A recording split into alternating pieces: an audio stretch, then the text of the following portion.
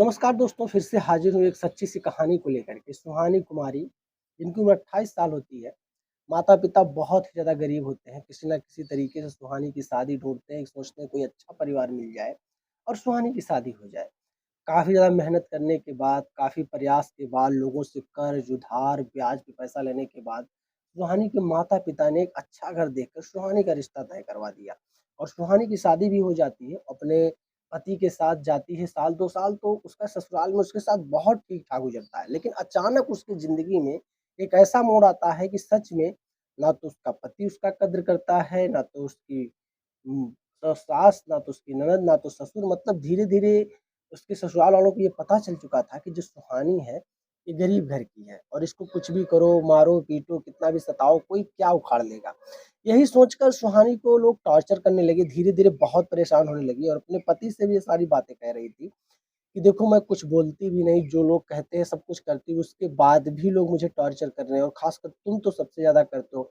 मेरी गलती क्या है मुझे ये बता दो।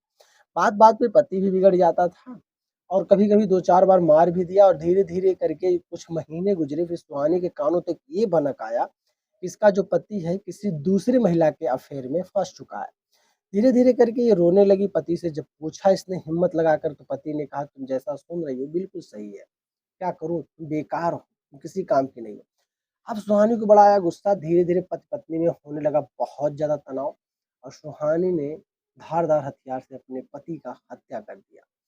हत्या जब ये कर देती है उसके बाद इसको पुलिस कस्टडी में लेती है, महिला कांस्टेबल इसको आते हैं, ले जाकर मजिस्ट्रेट के सामने पेश करते हैं। मजिस्ट्रेट इसको तुरंत भाई जेल के लिए भेज देती है कि इसको जेल में डाल दो, इतने दिन का इसको कारावास होगा या अर्थदंड, तमाम प्रकार के जो भी नियम होते हैं, कानूनी प्रक्रिया सुहानी के प्रति लगा दिए जाते हैं। ये जेल चली जाती है। अब इत्तेफ़ाक की बात और हैरान कर देने वाली घटना तब सामने आती है, जब जेल में गए हुए इसको 3 महीने हो गए और अचानक सुहानी के पेट में दर्द उठने लगा और दर्द उठने लगा तब इसको तुरंत वहाँ से पुलिस वालों ने तुरंत सरकारी हॉस्पिटल के लिए रेफ़र किया और जब ये सरकारी हॉस्पिटल में डॉक्टर ने इसका इलाज किया, ट्रीटमेंट किया, रिपोर्ट्स निकल के आए, तो जो चीज़ सामने आया कि सुहानी कुमारी जो है ये 1.5 महीने की प्रेग्नेंट है।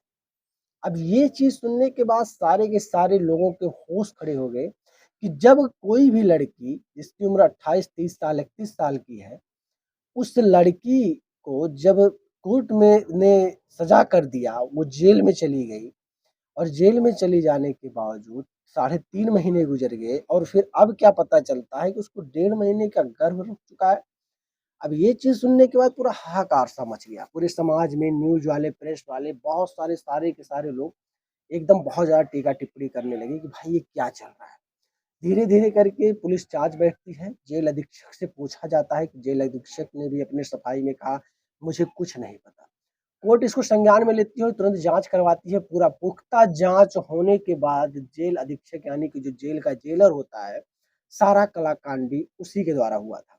जेल अधीक्षक जो था यानी कि जो जेलर था, वो जितनी भी चाहे नाबालिग लड़कियाँ आती थी जेल में, मतलब कि जिनकी उम्र 21 साल, 20 साल, जो अविवाहित होती हैं और जो विवाहिता स्त्रियाँ होती हैं, जो देखने में काफ़ी ज़्यादा खूबसूरत होती हैं, ऐसी किसी भी स्त्रियों को जब वो जेलर देखता था, तो उसके मुँह से लार टपकने लगता था और किसी न किसी तरीके से चाहे टॉर्चर करके, मार-पीट करके या फिर भूखा रख के, कुछ भी तकनीक अपना करके महिलाओं का वो शोषण करता था। और इसी तरीके से उसके काला-कांडी कई सालों से चले आ रहे थे, जो कि किसी के सामने खुलासा नहीं हो पा रहा था।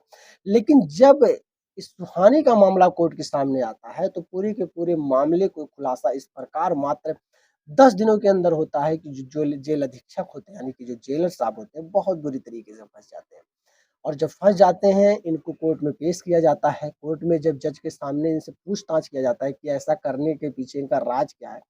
क्यों ऐसा करते हैं लड़कियों के साथ, महिलाओं के साथ? तो इसने जो चीज़ें कही भाई, ये सच में एक खलनायकी वाली बात समझ लो या पागलपन समझ लो या साइको समझ लो, आप कुछ भी समझ सकते हो।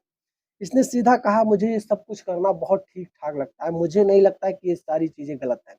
क्योंकि मैं जो गलत काम कर रहा हूँ, किसी अच्छे लड़की के साथ नहीं कर रहा हूँ, मैं उन्हीं के साथ ये सारा काम कर रहा हूँ, जो सज़ा जिनको कोर्ट दे चुकी है, जिसको कोर्ट ने मान लिया कि अपराधी है, मुलज़िम है, मैं उन्हीं के साथ जुर्म कर रहा हूँ, ना कि किसी अच्छे व्यक्ति के साथ, ना तो किसी राह चलती महिलाओं के साथ। अब कोर्ट ने जब ये बात सुना तो भाई कोर्ट को तो आ गया गुस्सा कि जो उसने अपराध किया है उसकी सज़ा तो कोर्ट ने उसको दे दिया, लेकिन ये नया सज़ा तुम देने के हकदार कौन होते हो?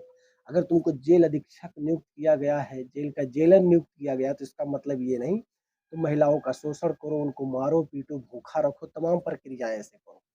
और उसके बाद संज्ञान में लेते हुए तुरंत जेलर साहब को रिमांड पे लिया जाता है और उनको भी जेल भेज दिया जाता है। दोस्तों ऐसी बहुत सारी घटनाएँ होती हैं, बहुत सारी कहानियाँ ऐसी हैं जो सच्ची कहानियाँ होती हैं। ये हाल ही की इस कहानी की अगर डिटेल्स में बताऊँगा तो आप हैरान हो जाओगे।